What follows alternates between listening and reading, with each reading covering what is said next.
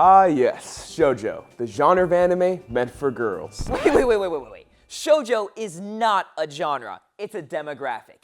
There's a difference. I mean, shoujo literally just means young girl in Japanese, just like shonen means young boy. A genre is something like romance, and shoujo is generally associated with romance because a lot of shoujo anime are based around romantic stories. And we here at the Anime Men Incorporated are kinda known for our really bad takes. So you could say we're on a journey of expanding our anime knowledge, which is why each of us has chosen one shoujo anime to watch in its entirety. So join us as we discuss and experience the most popular and influential shoujo of all time. People love to talk about the 90s anime aesthetic. I mean, you're talking about the Yu Yu Hakusho's, the Cowboy Bebops, the Slam Dunks, the Evangelions, and obviously Sailor Moon.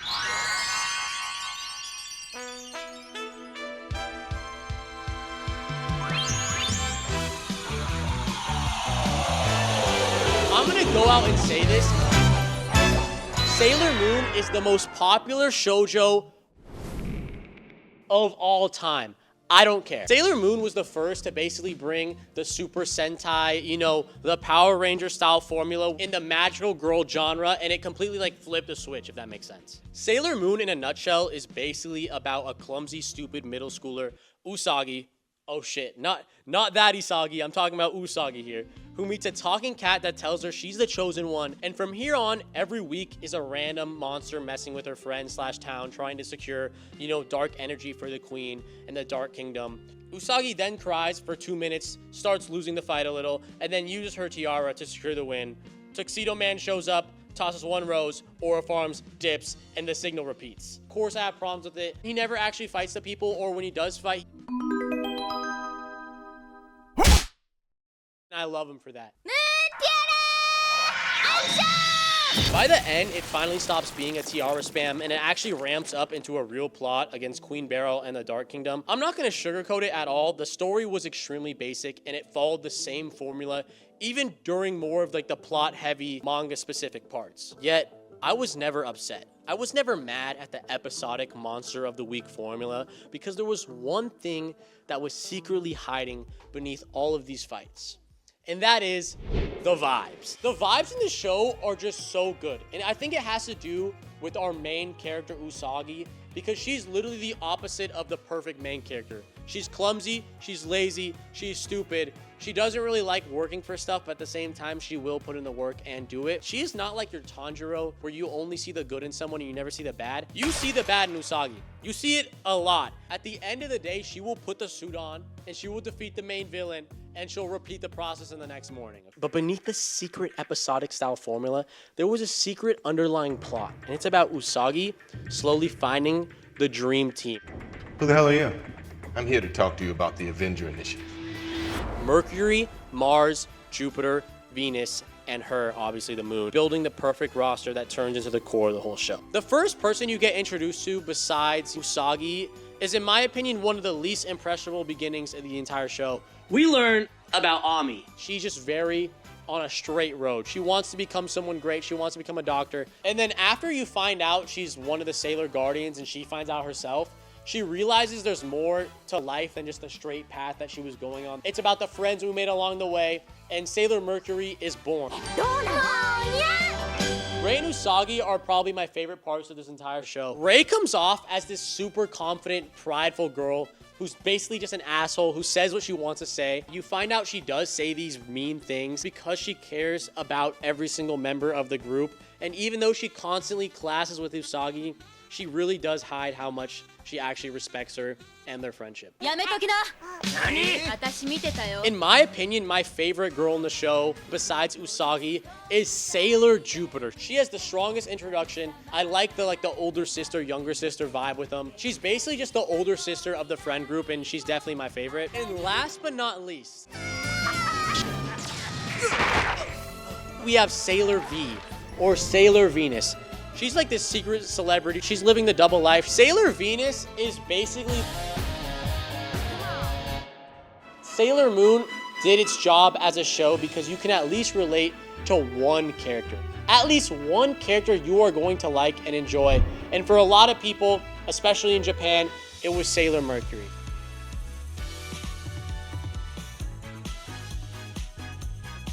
the least impressionable beginnings in the entire show.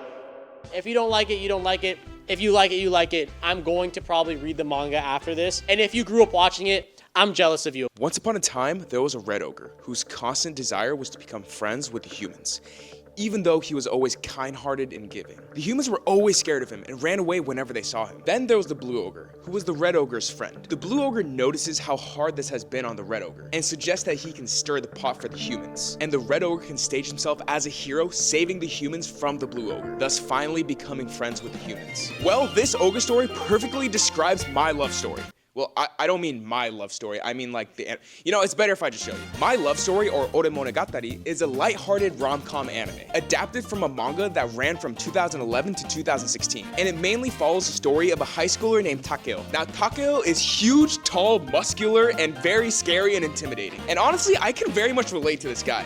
I mean, not with the muscular, tall, very intimidating, very scary, honestly, only the huge part. And I don't know if you guys can tell, but I tried dressing like him, but I didn't have any blue when he usually wears a blue suit, so I just threw on a black one. Whatever. Now, Takeo is probably the exact opposite of what most people consider to be conventionally attractive.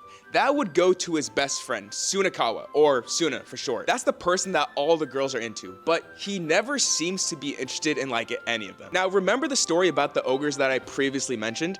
That would perfectly encapsulate the relationship between these two friends. The red ogre being Takeo and the blue ogre being Suna. Now, their friendship is unorthodox, you could say. That might be my favorite part of the show. But with Takeo being basically the punching bag of everyone in the show, Suna always has his back. And one day, while Suna and Takeo are riding the subway, Takeo saves a girl named Rinko from being groped. And because of this, Rinko falls in love with Takeo, and Takeo falls in love with her, and they begin dating, which is funny because before they started dating, Takeo actually thought Rinko was in love with Suna, his best friend. And that's basically the gist of the plot. Now, I love romance anime, and it might be my favorite genre of anime. And this anime was such a breath of fresh air. I mean, it was unlike anything that I've ever watched. For Ore Monogatari, they actually established a relationship really early into the show. So instead of waiting for that magical moment of waiting for the two characters to ask each other out, you actually get to see more about how they grow as a couple. With Takeo being the main character, he learns how to embrace his identity as well as what it means to be a good boyfriend for Rinko. It's very interesting to see Takeo,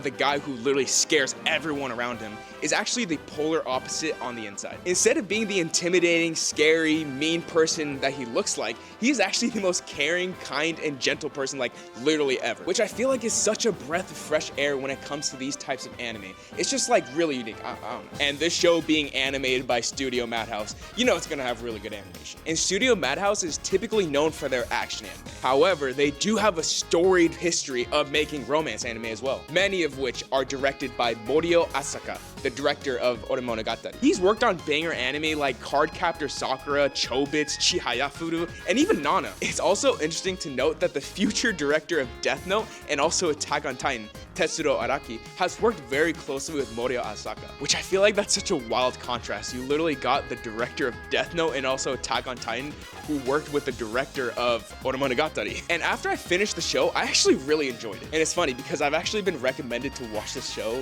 several times, but I just never got around to doing this. But come on. I saw this poster and I was I couldn't help but just think that the show was either gonna be really weird or just another simple old romance anime. I also just think that this show is also pretty relatable. I feel like a lot of the things that these characters feel in the show are feelings and emotions that regular people in real life feel as well. Takeo and Rinko are madly in love, and whenever Rinko does something cute, Takeo does this. And when I mean relatable, I don't mean that in terms of extreme heartbreak or even drama. I mean that in the sense of more everyday things, like overthinking a text, feelings of jealousy, learning to trust one another, and also wanting the absolute best for one another. It's something that I think a lot of people can relate to when it comes to love.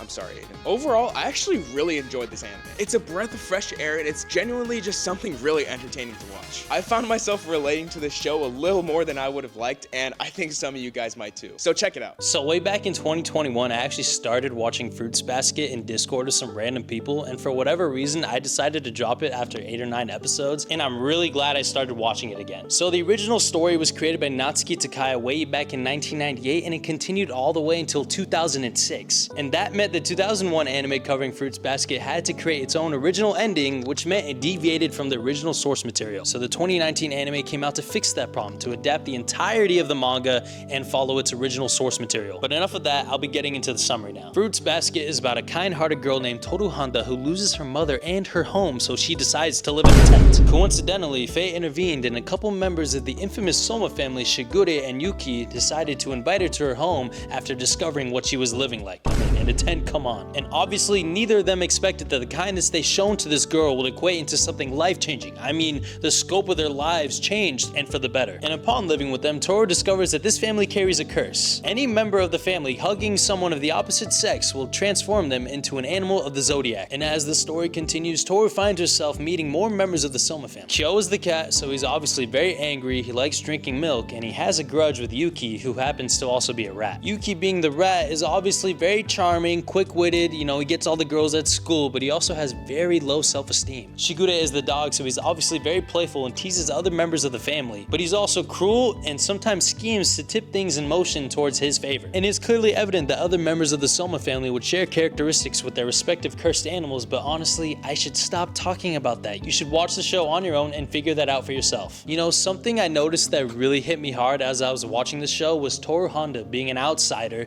ends up being the catalyst for this Soma family's healing. Instead of acting out of fear or resentment towards members of the Soma family, she genuinely treats them with care. It's totally unlike other characters who encounter the Soma family. They treat them with disgust, disrespect, and disregard, and don't treat them as humans. The acceptance that she has towards every member of the family has to be the backbone of the story. This all leads to Toru stepping into a family that's been built on secrecy and shame and turning back the clock. All the time that she's been involved with the Soma, she's been loosening the chains that they've been bound by for so long. The Soma family lives with parental abuse and grief caused by their zodiac god, Akito. Basically, Toru comes in, reverses all of that, replaces all those negative emotions with positive ones. It's not because she has powers like her counterparts, but it's because she sees past each curse and views every member as a human, and some of them don't even think they are. And an episode that really stood out to me and supports this narrative is season 1's Let's Go Home. One of the best episodes of the show, 1000%. The episode really gives reason as to why Kyo acts out the way he does towards every member of the family, aside from his Shisho, his mentor. Like, throughout the show, I had the craziest amount of goosebumps every time Toru kept developing as a character,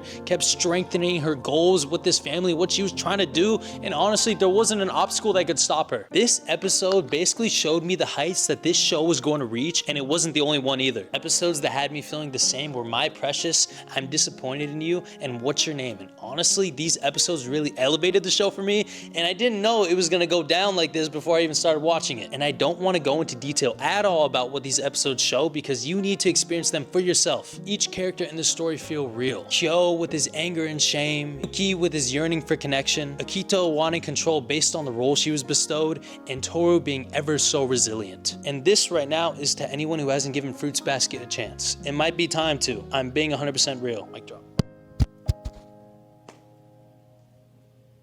Nana, the greatest piece of fiction to ever grace this planet. Do you love romance? Do you love amazing written characters? Do you also love music? Do you also love pain and despair and having a show leave you empty? That's Nana. Okay, but for real, I've watched Nana 5 times now, and I can clearly say this is my favorite show of all time. And before I go off on the craziest blazing tangent of all time, let me give you the summary. Nana came out April 5th, 2006. Now thinking about it, I was 3 years old when the show came out. That's actually crazy. Okay, but basically, this is how Nana starts. Essentially, we see our first main character, Nana, of course, Nana. She essentially is going to Tokyo to change her life. So when she hops on this train, she tries to find a place to sit, and guess who she runs into? And this is where we meet our second main character, who's fine as hell. And guess what her name is? Of course, Nana again. But Nana's also on the train, and they're both 20-year-old girls, but Nana is also chasing her dream in Tokyo. So with them both being named Nana, same exact age, and both going to Tokyo to change their lives, they end up sitting next to each other and discussing what is going on in their life and just catching up for the next 4 or 5 hours or something like that they're going to Tokyo. Then once they reach Tokyo, they both split off and go their separate ways. But at the very end of the first episode, we see them coming back together because they're both touring the same exact apartment, room 707. Remember that. And they're like, no way, we meet each other again. And they're both are saying, yo, this is like the cheapest apartment in Tokyo. It's good rent. It's 2 bedrooms, 2 baths. They both look at each other and say, hey, frick it, we're signing the lease. And this is where peak fiction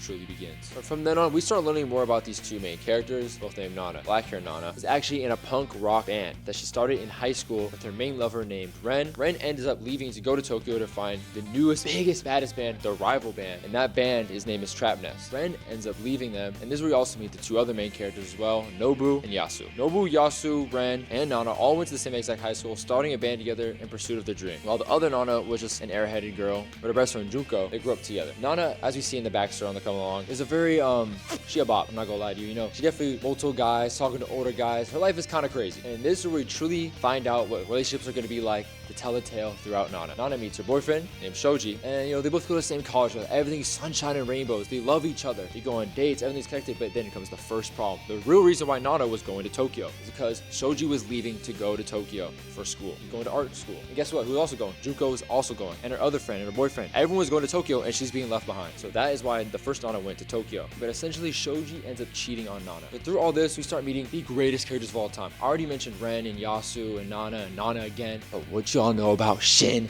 the GOAT? The first Nana we ever see, Hachi, because that is her nickname in the show, because she's kind of like a little dog. As y'all know, the story of Hachiko. Hachi gets intertwined with Nana's life. She really likes the fact that Nana has a pursuit, has a dream, that she wants to be in a band, and Nana and Hachi really likes this band stuff. Nana is in love with Ren. That is their full love story, as you see in her backstory, that they're deeply, deeply in love, high school lovers. But when Ren left to Tokyo, it broke her heart, and that was the reason she was chasing her dream to rival him, like the most popular like punk band in Japan at the time, called Trap Nest. So with the other bandmates, Yasu and her, they all travel to find a new group, a new bassist, and that's where they find Shin. That's why I mentioned him, the GOAT, and they start their band named Blast. Now they're very underground at this time. They don't have many listeners. They have hometown listeners. Obviously, Nana is very popular in her hometown. She's like a hometown hero. But out in Tokyo, not a soul knows who they are. They have zero management. They have barely any fans. All they have is the 4 of them and Hachi now to really make it big. Hachi, in fact, is actually obsessed with Trap Nest, the rival band, which is really funny. And she's in love with a guy named Takumi. That is her favorite guy. Remember Takumi?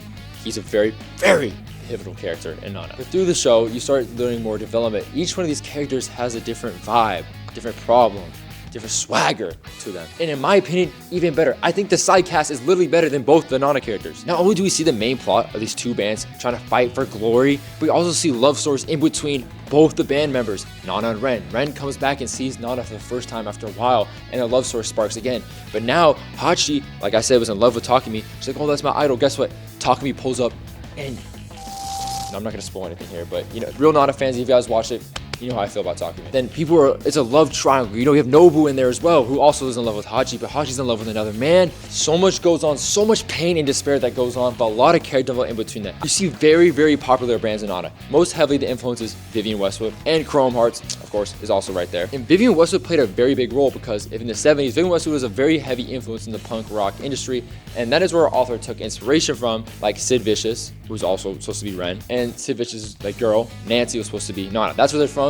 And the punk rock scene was very influential in Nana because it's mostly punk rock. And that's why we see such Vivienne Westwood influence. Literally, I mean, I knew what Vivienne Westwood was before that. But I watched Nana, I was like, hold up, let me get that swag real quick. Bam, instant got Vivienne Westwood on me. And I think the value that Nana brought to the anime community is pretty major as well. I think it definitely shaped a lot of romance shows. I mean, you can literally see Nana in Golden Time. That's my second favorite romance. It's actually kind of crazy. Guys, please read Nana because the anime didn't finish. It only went to like episode 40 something. And there's still like 50 more chapters after that. And the manga isn't finished. But you know, it is worth the read. It's like near the end. I've watched over 150 anime in my lifetime. I can clearly say Nana is by far the best. Okay, actually not by far. There's definitely shows that came close to it. But Nana impacted my life by far. It completely changed and warped my perspective of life. I would not be here today without Nana. I'm dead serious. I would literally be a bum if I never watched Nana in my lifetime. Spare change, ma'am. If you love music, heartbreak, amazing characters, beautiful designed characters, a very well-depth, just amazing story. Sorry guys, I just get very, very emotional when I think about Nana. It's just literally the greatest piece of fiction I've touched the planet. And I know Nana's, you know, a shoujo, and it's for, you know, younger girls or just girls in general. I think as a man, even a grown man, that Nana will impact your life in a very deep way. I think the author writes guy characters better than guys can write guy characters. So I don't care if you're a guy, your fragile masculinity is telling you not to watch Nana. Just watch Nana. It will change your life. Look at me, it changed my life.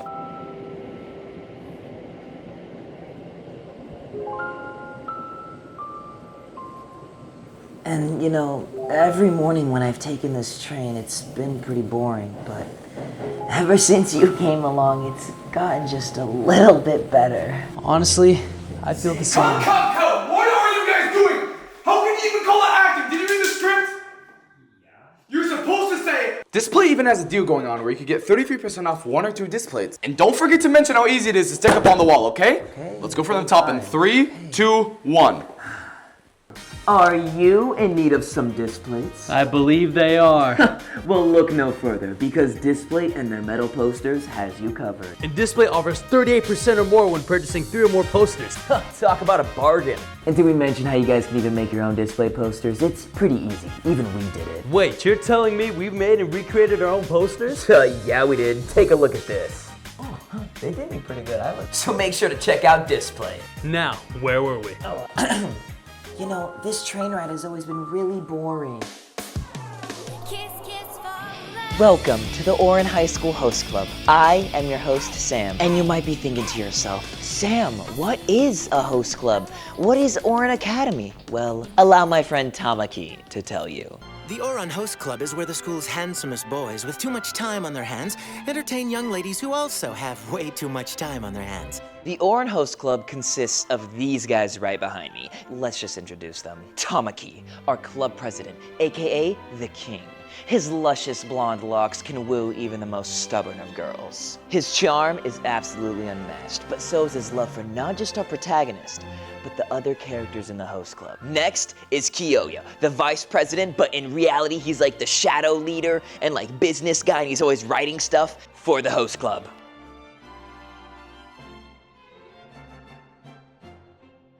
Sorry about that. I'm in Japan now. It's time to talk about Hikaru and Kaoru. They're so funny. They're a little too close for comfort, but that's the point. Their episodes is really, really good. They start basically like the same person, but then like as the series goes on, they like slowly emerge and diverge and find their own true selves and stuff. I think that their place in the story is great, and they're so over the top. But now we're going back in time. Future Sam out.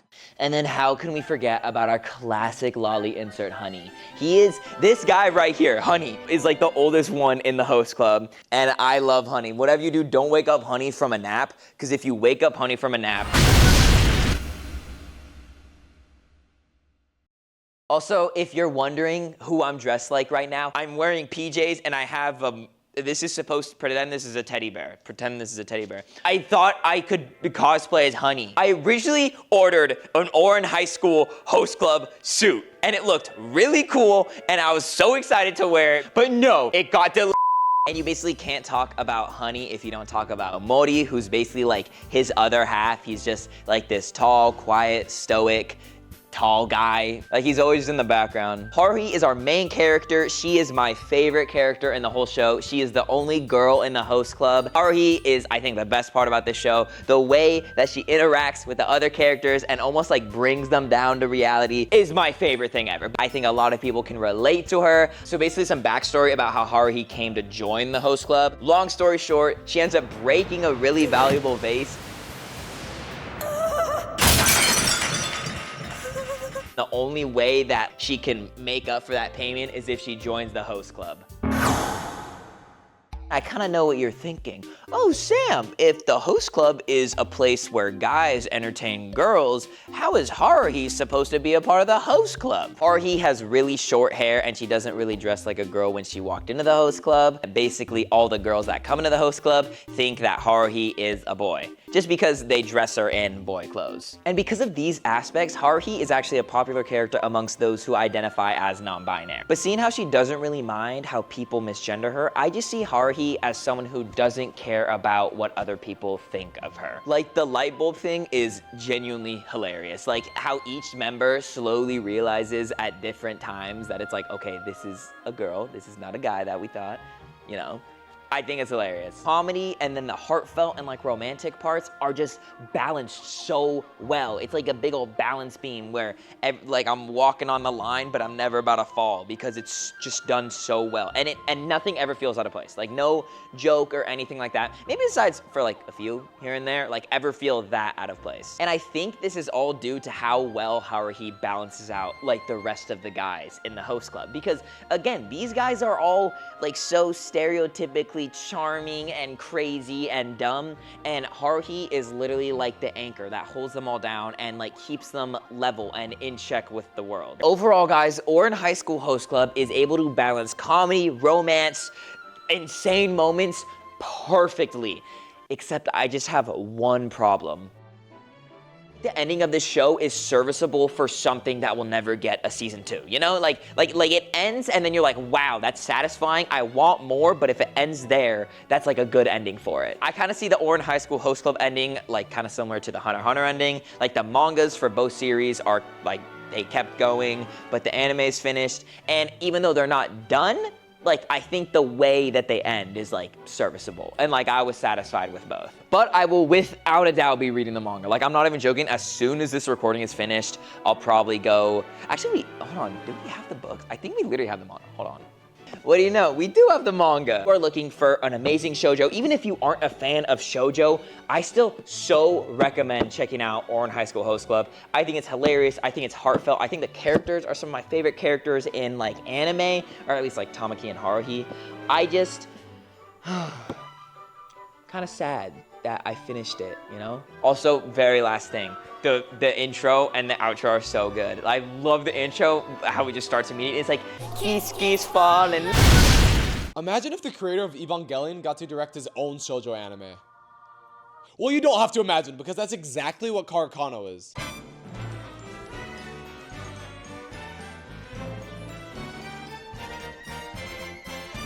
Karakano is a super charming and energetic romance story while also combining themes of self-acceptance and identity, post-trauma healing, and like a lot of serious topics, I'm not gonna lie. Let's first start with the characters. Karakano is about Yukino Miyazawa, a seemingly perfect student, but in reality, she just hides her lazy and true egotistical self. Her facade is challenged by top student Soichiro Arima, who she first sees as a rival. But when Arima discovers her secrets, he reveals his own insecurities. Their shared vulnerability turns rivalry into a genuine romance. Yukino in the beginning of the show puts on this princess-like persona, but in reality, she's super flawed. She's very impulsive, short-tempered, and a huge overthinker. But on the flip side, she's also the super energetic, expressive, honest, hardworking, and caring character. And she kind of reminds me of my girlfriend in real life. And then there's Arima, the seemingly most perfect dude of all time. He's the best at whatever he does. He's the perfect model student.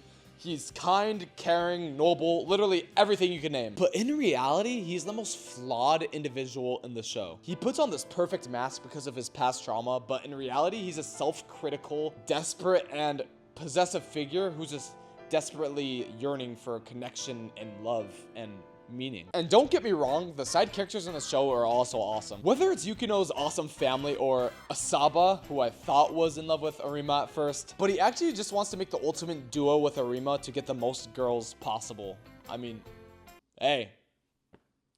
A dream's a dream, I guess. I don't know. Now for the visuals. Karakano's visuals are amazing and have a ton of stylistic and creative choices. The movement of the characters in some scenes are so cool, and some of the shots are insanely creative. One episode that comes to mind is when they use paper cutouts for all the characters. Yeah, fun fact about this anime is there was a lot of production issues, so sometimes they would have to get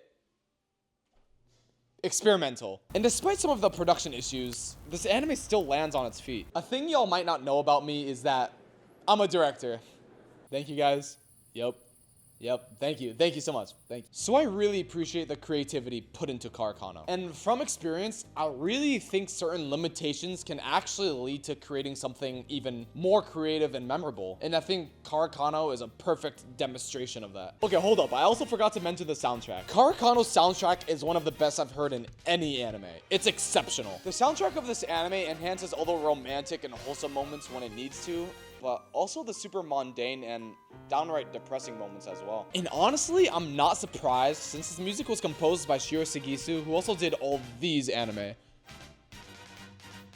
That's a lot. Now for my review. Karakano is presented at first as a rom-com. It has a romance that progresses super quickly and is super realistic. There were times I literally watched Yukino and Arima interact, and it reminded me of my relationship that also started in high school. And I really think this is because not only the great writing, but also the super expressive animation that Studio Gainax's animators brought to this project. With that being said, Karakano is not only a simple romance and comedy. It's also a story of honesty, vulnerability, and self-acceptance. You get to see a lot of these characters' inner monologues and how they feel at that moment. It's kind of a lot like Evangelion. I wonder why. One of the standout episodes for me was about this girl named Tsubasa and how she grew up without a mother. And once her dad wanted to remarry, she just could not accept it. Not only because she's scared of change, but because she's scared of losing her father's love. And that's a story I actually hear from a lot of my friends who have divorced parents. But my personal favorite episode is actually about Yukino's parents. Throughout the show, you see Yukino's parents as not only super young, but just easygoing and supportive. At first, you just chalk it up to them being young, but then you see Koyuki's backstory and how he was raised without a mom and a dad and only his grandpa, and how his past carved him to be the man he is today. And it's super touching, and it made me actually bawl my eyes out. Episode 16. Okay, I'm just gonna be honest, since this is a review. The shortcomings of this anime is definitely the ending, and you'll know what I'm talking about if you watched it. It just kind of sucks that we never got to see the manga story to the end, but the anime just ended in a way that I kind of felt was unsatisfying. But honestly, you don't always need a conclusion to feel the impact of a story. For me, I really related to Arima's perfect mask. In 2022, after only 1 year of starting TheAnimeMen, I decided to take a leap and drop out of college and quit my job. And I'm gonna be honest, it was absolutely terrifying. I did not know if it was gonna work out. This was super risky since TheAnimeMen wasn't really making money at the time, and I kept putting on this brave mask in front of my friends to help motivate them. And I kept saying like, oh, we're gonna make it. Oh, things are gonna be okay. Everything will be fine. It's gonna be great. Dig straight to the heavens. You know, kind of like Kamina, right? But in reality, I was terrified. I would constantly have these feelings of kind of self-doubt. I would constantly walk around and think, did I make the right decision? Am I a failure? I'm a failure. Why did I do this? Stuff like that. And just like Yukino was there for Arima in the series, my girlfriend was there for me to take off my mask and confront my issues straight on. And that's why I think I'm even at the spot I am today. And I really loved seeing that sort of characterization in this anime. Even despite the ending of this anime and it never reaching a conclusion, I 1000% implore every single person watching this video to at least give Karakano a chance. Like, hey, okay, if this was a tier list video, I would have given the first episode an S tier. It's awesome. The whole anime is awesome, and I can't wait for you guys to watch it. Alright guys, that's it for the shoujo video. Please at least watch one of these series because they're genuinely really good. And also on another note, we're probably not going to do a long form review type of video again unless you guys want it. But make sure to check out the new short form reviews that we're going to be doing soon. And Japan Arc's coming out soon. Yeah, Japan Arc's coming out soon. Yeah. Later. Watch that. Also, it looks like we're being held hostage. We also kind of stuttered. Okay, just bye guys. Thank you. Bye.